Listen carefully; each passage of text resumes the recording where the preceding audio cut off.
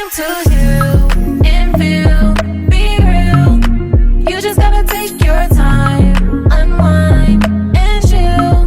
Cause now it's time to love yourself. Build emotional and mental health. Cause Black woman, it's time to heal and feel, be real.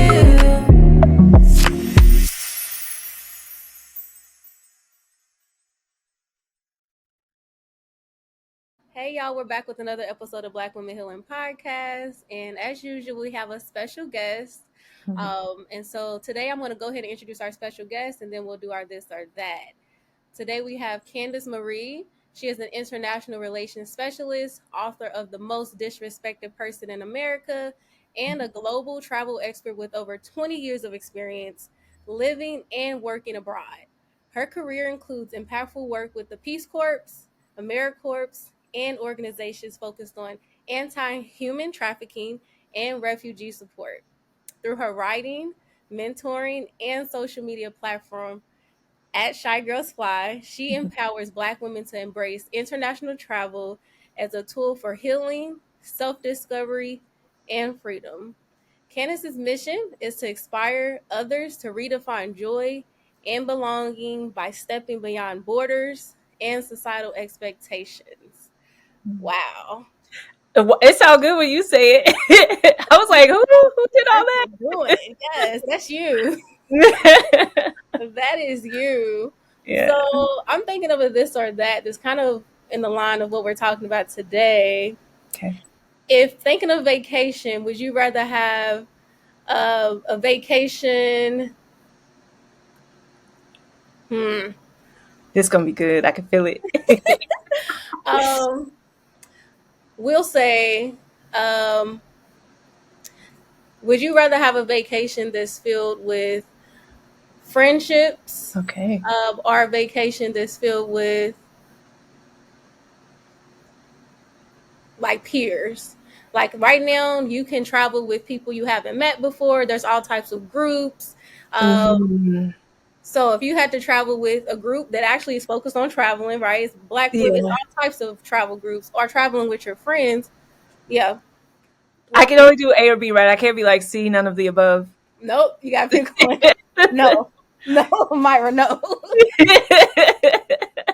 Because then you know what, honestly, I'm gonna go work group. I'm gonna go with that like rando group of Black women who travel, and we all decided that we going to like Monaco. I would rather do that because you get to just be, like there's no expectation of who you're gonna be on that trip. They meeting you for the first time in Monaco. I mean, I don't even have to be Candice on that trip, right? Like, so I'm just like, I could just be whatever I am. And there's no expectation of communication, right? This is the thing I talk a lot about. So if I'm on that trip and I'm keeping to myself, because that wasn't an option, so I got to create it within an option, everybody can be like, oh, that's how she is. Whereas if I did it with my friends, they'd be like, oh, why are you acting funny, right? Because they expect. Yeah. That is funny that you say that because my friends talk so much mess on how I travel. So I'm going to have to pick my friends because they know that if they don't want to do something, I will leave you. I will do that by myself. Yeah. They know that when I first touch down to where I'm going, I want to hit the ground running. They know I don't want to do all the touristy stuff. I want to hang out with the locals. And they just know that about me. And they all like think it's so funny. So I'm going to have to pick them because they know I will leave their ass where they at. They allow that though. Like if you're like, yo, I want to do this, they're like, oh, that's who she is. Oh, okay, good. Every trip they allow it because they know I paid money to be here, right? So this is how I'm gonna spend my money. I'm gonna go do all the things, and sometimes they'll be like, "Dang, maybe I should tag along. Maybe I should do that thing," or I'll come back with pictures, and they'll be like, "Can we go do it tomorrow?" You should have went when I went. Sorry, it's done. I love that. Yeah, no, that's a hard one. I think in thinking of what Myra is saying, there's flexibility in it, meaning like Myra is like that. But if I know I'm not on that time, I'm not gonna go travel with her, basically. Yeah. Like it's knowing, right? Like that's definitely she's out.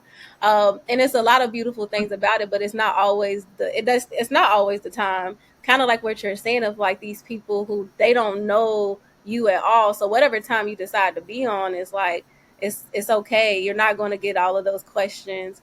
What's Mm-hmm. funny is I've never traveled with any group like that. I've only traveled with my friends, but you making it kind of sound a little interesting. I made it up because of the scenario. I've never traveled with a group like that. I just know, like, well, not to another country. Like I live in Korea, so we have these like what do we call them? Like team building trips, you know. So it'll be like a corporate situation, and then another like location or whatever, and we'll all have to like go on a day retreat to like a mountain or overnight situation. Korea does that a lot, and that's when I've been like, oh, okay, these people don't know me for real. I could be whatever, and they could say whatever, and it don't mean nothing. It's not going to be like when we get home, we need to talk about your. Ooh, But I feel like Myra must run her trip because if she's saying like, "Oh, well, when I with Myra, we do what she do," and you like, I do what I do. I feel like the common denominator here is we on your time. I went on birthday trips too, and I'll tell my friends like, we're in Jamaica for the first time. I'm gonna go do all the things. Or we're in this place for the first time. I'm gonna go do all the things. Like I had a friend, she wants to go to Puerto Rico, and she wants to go for 2 days. And I was like, well, I'm gonna go 4 days before you. Yeah, I'll see you when you get there. Let yep. me know where you want to meet up, right? That's And so wisdom. that's what I really like. But as y'all are sharing, I have been in conversation with a lot of different people about Black Yacht Week. And they go crazy over Black Yacht Week. These people become friends, and then their sole friendship is based on just them traveling. Like they I just meet up love it. here and they're going to X, Y, and Z place. Sometimes not Yacht Week, but that is a thing that I have been wanting to check out. Black Yacht Week. And then there's also, I want to say it's like on like the ski. East It's like Coast. ski. I've seen a ski one. Yes. Apparently that's been a thing for like 50 A years. And long like time. I'm late. I'm late. Yeah. So I really want to, it's really expensive to do it. I was But just you about know to what I'm say talking that. about? Yeah, I really want to do it. Yeah. It seems so Do you cool. ski though? Because otherwise you're wasting your money at the cafe. Okay, all Some right. people Well, probably do, or sometimes they Johnny, probably we're just want to talking get about this. dressed up. yeah. Johnny keeps talking about the skiing, but there's another one they do in the summertime where Hmm. it's in the same area, I want to say, where a bunch of Black people will meet up and they just hang out on the beach and just hang out Okay, around all the right. Now we sea. talking.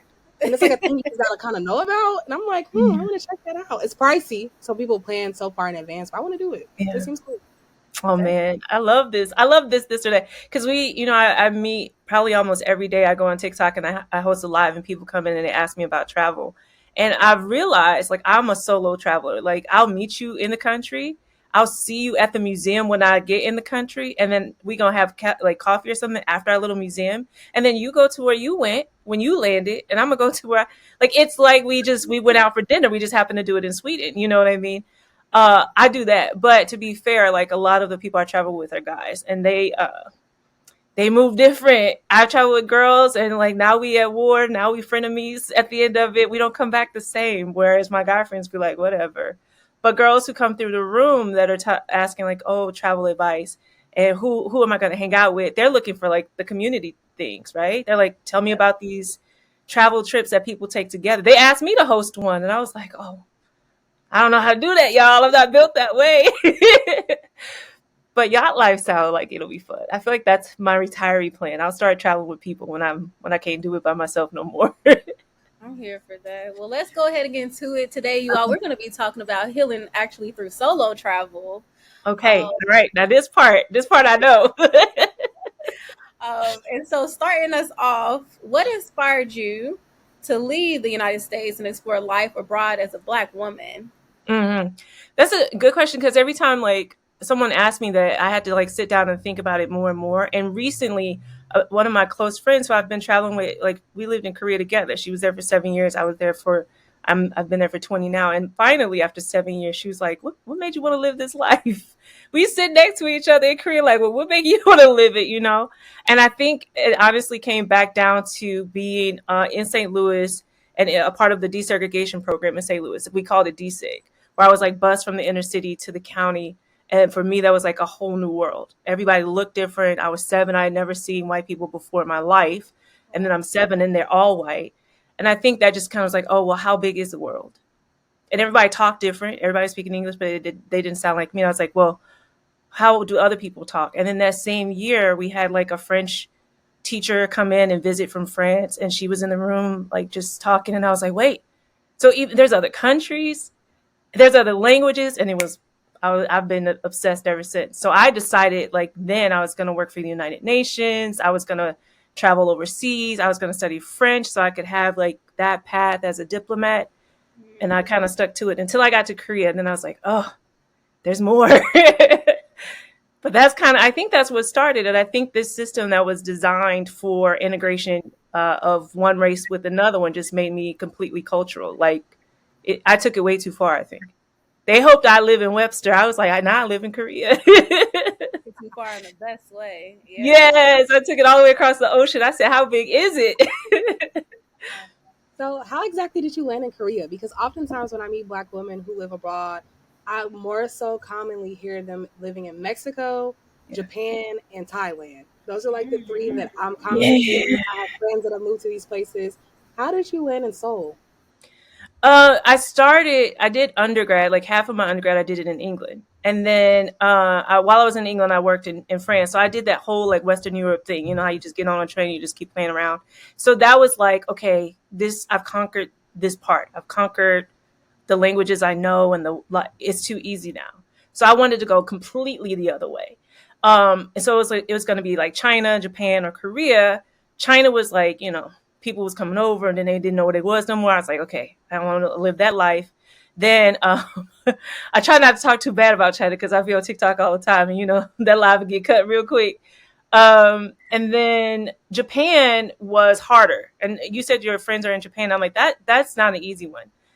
They do like have English there sometimes, but they're not as open to English or using English, and the culture is really, really hard. So I was like, okay, middle ground, Korea. And Korea was like, oh, come through, bet, say less. And I got there and it was like hard, but in a good way. And after like, I give myself 90 days. I will always hate a place for 90 days. And then like on day like 89, something will start to shift, and then it'll be like a light switch. And I'm like, oh, okay, I love it. So even if I hate some place, if I'm struggling and if I haven't done the full 3 months, I just have to like ride it out. If I've done it for more than 3 months and I still hate it, I leave.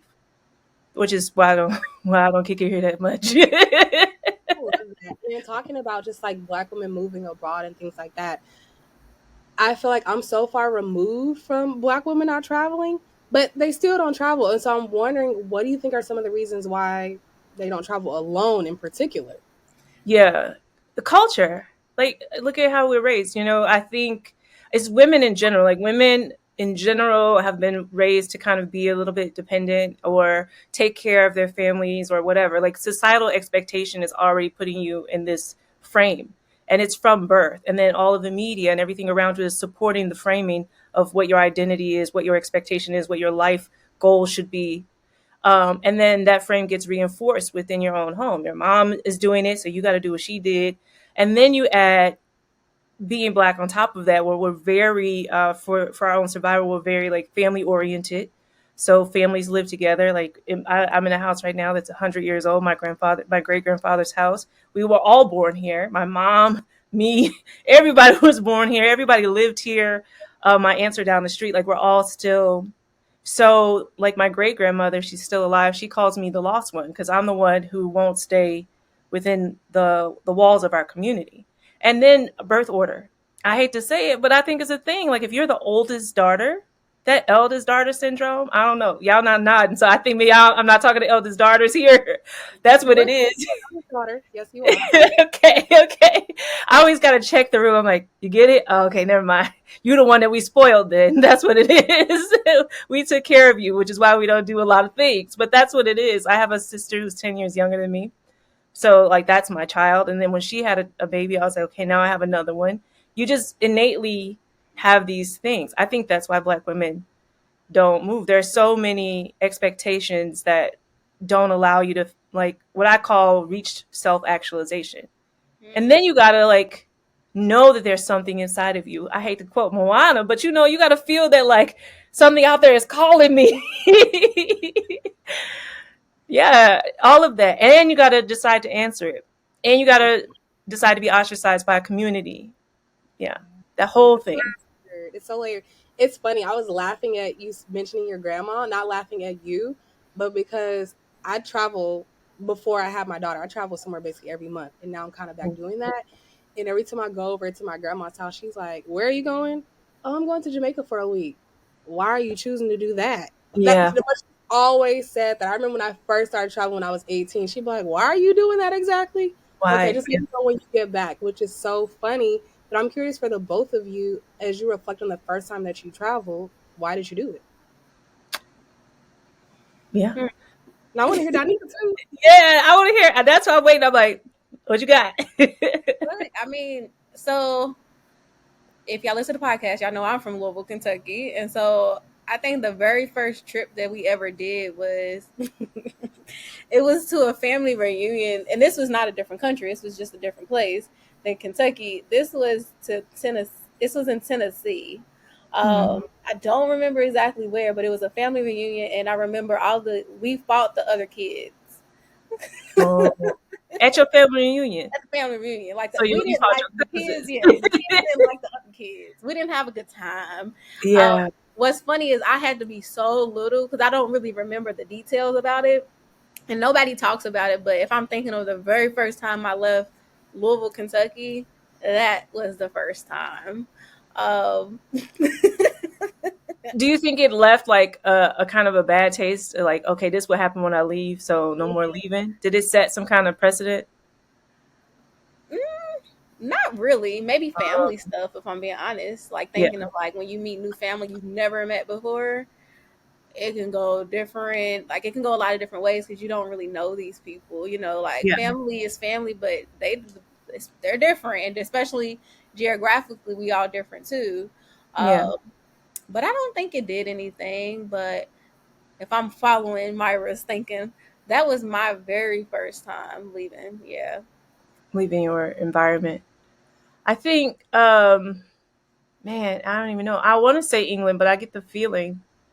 I get the feeling I might be missing one. I might be missing one, but the first time I can like physically like I made that choice was England, and I was in undergrad, so I had to be like maybe 19. Maybe Mm. 19 or 20. Yeah, maybe 20. My mom called me though. I fell in love with a baseball player, in Oklahoma. I said, "Oh, this is it. This is what I'm doing. I'm marrying this man and I'm doing this." And my mom had called me because she remembered like my whole, path to becoming a diplomat. And she's like, "Hey, you in your junior year, about to do your junior year, don't forget to study abroad." And I was like, "Oh yeah, I forgot about that." So I told my, boyfriend, I was like, "Oh, I'm just gonna do 6 weeks in England. I'll be back." But he was like feeling some kind of way. Like he never said nothing, but I could see he was like, whatever. And then that kind of like, oh, I'm really doing it now because what's that? I didn't like that reaction, so I wanted to like push it the other way. So I was like, I really doing it. Hated it. 9 weeks, hated it, and I hate to be conquered by a thing. So I came back home and I was like, no, I got to go back because there has to be something more. Like, what did I miss the first time? Why did I hate it so much? Did I really like take it in? And so then I went back and What'd you miss? Like, why did no, you? I just, I think the first time you go, I think there's no one who could prepare you. Like, first of all, it's England. So it's already like pretty white, right? It's the whitest you can, well, I guess Scandinavia, you can go whiter, but it was pretty white and pretty like very different. For 2 weeks, I couldn't understand nobody. And we all spoke English, right? I couldn't understand anybody. And so I just think like nobody prepared me for that level of homesickness. I didn't have friends growing up because I had cousins. I'd never known like distant, like all of that was like, ugh, why bother? And it was, I don't know why, I just felt like frustrated. I felt like it should have been easy, and it wasn't. And then I got home and I was like, oh, okay, oh, that's supposed to be a part of it. Like, because when I got back, I was calm, and then I was like telling people about my trip, and they were excited, and I was like, I must have missed something. If they were excited and I'm relieved, let me go try it again. Like, let me see what. And then I went back, and it was like, great. But I had to define my terms. That's what it is. And that's why I'm always telling Black women to solo travel, because I went to fulfill like what I thought I was supposed to do overseas. And when I got there, I looked around and, okay, what is everybody else doing? How are they living? Okay, let me fit in. Let me fit in to survive. And then when I went back, I was like, no, I'm going to do what I want to do. And when I got back, I worked in Paris. I traveled Europe. I just used London as like my base. I did it on my terms, and it was, well, I haven't been back since. Like, that was the last time I left, and then I just been going around the world ever since. So it worked. Wow. Thank you for sharing that. I was just in London and Paris this summer. Oh my goodness. I love London. But they Oh, they turning up now. I don't know. France stay in the streets. I mean, they've been in the streets since the 1700s, but England is getting a little bit, yeah. I could talk about them though, because I ended up going back. I stayed for 2 years. I ended up going oh, back and I stayed for 2 years, and then I got my job in Paris while I was living in London. So I used to like go, that TGV that's like 47 minutes. I used to go back and forth every week. yes, That's yes. why I could talk about them. I know what they be up to for real, for real. I think as you were sharing, you're making me think. Totally forgot my first traveling experience was a family reunion. Also, you just like Oh, unlocked like something that I totally forgot, and we got Right. to see all this land that my grandparents purchased and how they're taking care of like my great grandma's home, and like I met all these people, and it was so beautiful. And I remember thinking, wow, like the world is so big. Because we went to Alabama, then we drove to New Orleans, and Wow. it's crazy because we went literally like a month before Katrina happened. wow. So it was like a mind opening experience of like, wow, like people live life so differently here. And I remember telling myself, after this, you got to see the world, baby girl. After you go to New Yes. York, you're only doing Mm. countries. And like I stuck to that. So thank you for like unlocking that memory because I had totally forgot. Oh my gosh. I'm But I'm glad you remembered it, because that what is that? I don't think that's like a normal thing that says, "Oh, okay, there's more. I got to see the rest of it." Like some people are like, "Oh, this was cool," and then they're content. But you and me, we was like, "Wait, how big is it?" Like let me go find out, and I'm still like searching it out. yeah, it Yeah. was some Yeah. experiences that I was like, wow, people smoke in the restaurant. I got to see more different things. It's ridiculous.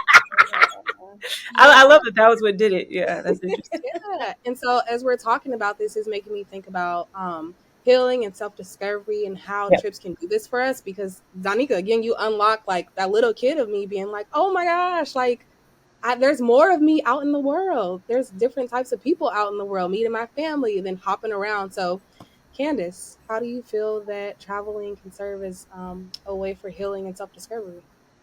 I think I wrote about this because there are like certain places that okay, for whatever reason, being here is going to let me just be and let me like take that in. And for me, when I went to Mexico, it was like during COVID, and there were like a group of countries that was slowly starting to let people in, and then they took advantage of it. And it was like, we know y'all want to get out. You could bring your computer, you could work here. They started creating all these digital nomad visas, right? Mhm. Mexico, Barbados, all of those places. So Mexico was like, okay, we know you want to get out, come through. And I was doing therapy during COVID, the beginning of COVID. I couldn't figure out like why I was sad all the time. I was like, I'm very depressed. And my therapist was like, I think you need to travel. Like, I think you can't not do it. And it's starting to affect you. Because I would like go on walks and see people and stuff, but it was like, so when I got to Mexico, I was like, I'd never been. I don't speak Spanish. I just like, I got to go somewhere. And they opened the door. I said, I'm here. And then all of it, the first like week, I was just like twirling around and happy. And then the second week, like I think I was just carrying grief or all of those things, but I had the space to just lay and cry for like a couple of weeks. The Breonna Taylor verdict had come out. I just laid and cried. All of the stuff, we were in the streets during that time. We were marching and all this. And I was just there, like just laying and crying. And I feel like sometimes you got to get far enough away from like the expectation of family, the expectation of culture, of your environment, in a place that no one's going to be like, why are you crying? Are you okay? Or, stop crying, get up. Where you could just like let yourself fully go. Maybe you'll laugh hysterically, maybe you'll just lay like a bum. Maybe you'll just rot for 2 weeks, but you need the permission. And if you can't get the permission, then you need the space. And then in that space, you can give yourself the permission. And that's, I think, how you start to heal, especially for Black women. I think there's just this, you got to get far enough away from the noise of what you're supposed to be to know where the pain is coming from for real. And then you can start to come back. So I ended up staying in Mexico for 4 months, just crying. And when it stopped and I saw who I was clearly, and I was like, you know what, from this point on, I'm gonna live a soft life. I don't owe anybody anything. I'm worthy like this. But I had to like lay there and without any expectation to get to that point. Yeah. Wow. Who Yeah. knew too? Mexico, just right down the street. That's all I had to do the whole time.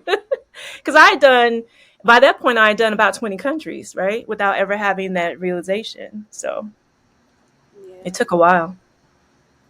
Yeah, I'm That's happy that you got that moment and that you like allowed yourself through it. Like I think like crying for like weeks just sound like ha, but hearing like this self discovery piece and like this brightness is just like hmm this is what we do it for, right? yeah, Yeah. yeah. I think you gotta. I don't know. You guys talk about healing a lot, and y'all talk about it in a lot of different ways. I was watching one episode where someone was like talking about how they weren't allowed to watch certain things as a children, and so they were like watching it again. It was an entertainment episode, but anyway, and I was like, oh, that's the thing. Like finding okay, like this is healing for me to be able to have that permission. Like I wonder how often do you hear that someone had to like give themselves permission to heal? Do you like? Do you guys hear that a lot? all the time. I I was gonna say don't. it feels like because for me it was revolutionary, but y'all like, good Yeah. job, you got there. Yeah, yeah.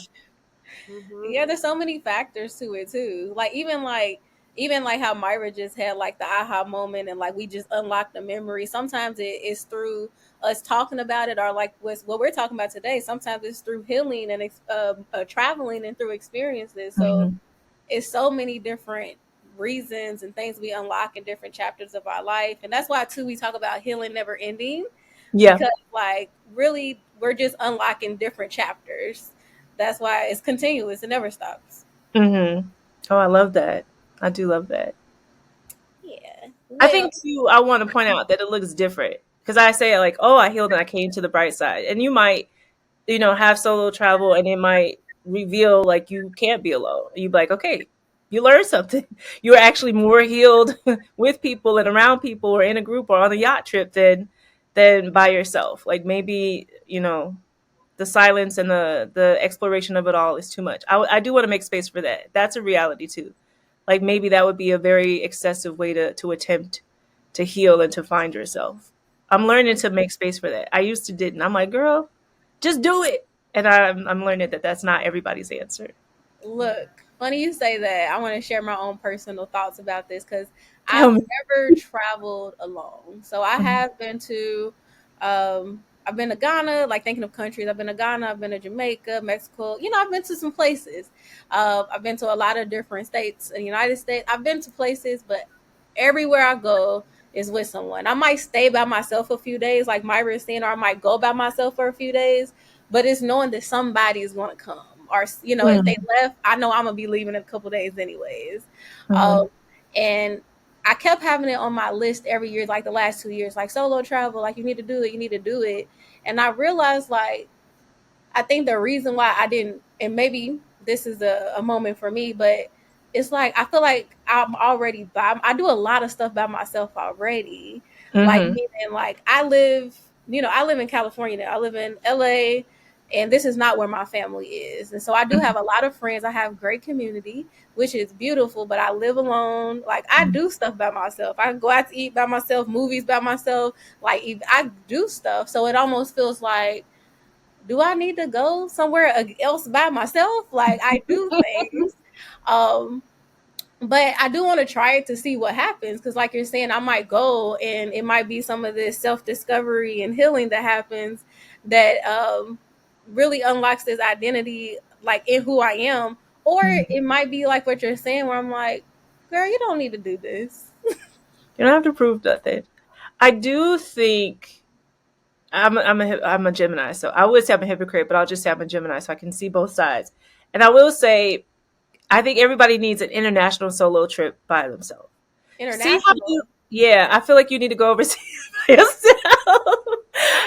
Albuquerque by yourself, who cares? I But was thinking Seattle first, something like that. Seattle, Seattle is a International. layover. What are you saying? Seattle is literally my layover on my way to Korea. Like, you don't need that. Okay, so Seattle is like my favorite layover, but yet it's still because here's the thing: what's gonna happen? You gotta peel that. You were saying like figure out who you are. You have no idea the entirety of you within the frame of your own language. And like we're all black women here, it's not a country we chose. It was chosen for us, right? It's not a language we chose. It was chosen for us. So when all of that is removed and you're just like out there, who are you? How do you fare? Do you pick mm, up the language? Does it irritate you? Do you determine in your heart, like, you're not going to go out because nobody speaks the language that you speak? Are you that person? How would you know? Are you kind when you're under that kind of pressure? Can you read the room? Are you like, what kind of like survival skills do you have? What kind of personality comes out when you're put in that kind of pressure? Are you as nice as you think you are? Or are you just comfortable and so it's easy to be nice? Like, I think you gotta go out. You gotta cross. And since we're surrounded by water, unfortunately, you gotta cross some. Like, this ain't Europe where you can just go down the street. I would say go to Mexico, but she said we can't do that no more. So now you gotta cross some water. That's how they go. I don't think solo travel is for everybody, but I do think you need to cross the water by yourself at least once, just to see the core of the thing. What's really in there? It'll come out. It'll definitely come out. Okay, I'm writing it down again. Come to Korea, I'll be there. You don't even gotta stay. Just do the water, cross the thing. We'll have some dinner. You'll get back on the plane, and then you can be like, okay, I know what comes out when I'm surrounded by everybody. Nobody looks like me. You ever land in Korea? It's all Korean, all Asian. So you don't have the comfort of being like, okay, there's another Black woman. She gonna see me. I'm gonna see her, and I can ask her. That's the part right there. Oh, like, even it is. I do know that. Like, I do definitely find like peace and safety when I'm around other Black people. Like, when I was in Ghana, it felt like home, right? Exactly. It felt like comfortable. So I can only imagine. But I hear you. Definitely putting it I back feel like that. I feel like that's what you're saying. Like, oh yeah, but I like knowing, and oh, I'm gonna be leaving. I feel like, oh, there's safety net, and like, to our credit, everybody feels like that about Black women. Like, when I got to Korea, like, I had a good group of Korean friends. So it's like, oh, okay, Candice is gonna be there. It's gonna be okay. If she's there, it's safe, because they just feel like where Black women are, safety follows, right? Or we make it safe. Yeah. Or we could read it enough to say, hey, this ain't safe. We all leave it. Let's go, right? So I think we all find comfort in Black women, which is another reason why I think, like, you got to get away from it all and see, like, when you don't have the safety net, who are you? Who are you? Yeah. And thinking of that, how can Black women build community while traveling, especially when experiencing this loneliness or this culture shock feeling you're talking about? Yeah, so I have 3 tips for that. 3 ways. So the way to build community, the reason why I harp on, like, do it by yourself and see who you really are, because then you'll build community on the basis of your true identity and not just your cultural one or your ethnic one, right? But you'll build community around what your true passions are. So instead of finding people that look like you, what you'll do is find people that love what you love, not like what you like. Okay, I like the beach, but I don't love the beach. So community beach trips are out for me, right? But I love movies. Like, I'm obsessed, right? So I'll go on a movie trip, people who love movies. And now we can talk all day. Find people that love what you love. That's the first thing. So go where those people hang out. I go to the movies and see other people at the movies. Oh, you like this movie? We start talking. Okay, there we go. The second one, to build community, if you really don't want to push yourself, then find people. It's a bad tip, but it works. Find people that hate what you hate. And when it comes to work, and I'll say this because you mentioned that I did work in anti-human trafficking, right? Because I hate human trafficking. And so when I started doing that work, I was by myself. I was in Korea, and I was like, I'm hearing these things that are happening in Asia, not on my watch. But I found other people who also hated that thing, and we became a group of people who fought for justice. Fight for a cause. People who are fighting for a cause. That's a good community trip to be a part of, because not only are you guys going to fight for something, you're going to feel that and you're going to help people, but you'll heal together as well. You'll talk about, hey, how did this make you feel? Why do you feel the need to fight this thing? Why does this, people that you can kind of heal from with and serve others with, that's a good community. And then the other thing, it doesn't have to be as, crazy as like human trafficking, fighting human trafficking. That's pretty gangster. Everybody isn't Liam Neeson. I get that. But just service in general, like, that's a community oriented situation. Like, find people who are doing work and serving others. There's always built-in gratitude with that, and that heals. I think you guys even talk about that, like, being of service, volunteering, it heals you as well. And those are good, like, things to center community building around. And look for that when you travel. Those people are everywhere. Thank you for giving us those tips. What you gonna give us for a takeaway? That was like a takeaway. Man, do it. Just do it. Whatever you need to do, do it. I feel like, you know what my takeaway is? I want to say you have permission. You have permission. A lot of us are waiting for permission, to travel, to heal, to stop, to go, to live, to breathe, to exhale, to inhale, to hold it. Okay, here's your permission. You have permission. Now do it. That's my takeaway. Thank you for that takeaway. Something that's been on my mind this past week is, what does it mean to center yourself? Mhm. And I think that I'm also getting that from this episode of, when you're able to solo travel, you're able to center yourself and center your needs. And so that's where I think we could end the episode, y'all. That's it. Oh, you were better. Well, it took me 16 sentences to say what you said in one. That's what I was trying to say. Doing it every day this week because I'm doing the 75 hard. Oh, So it's coming up in all types of conversations of, because people are like, why are you doing this? And I'm like, I'm not looking for any health outcome.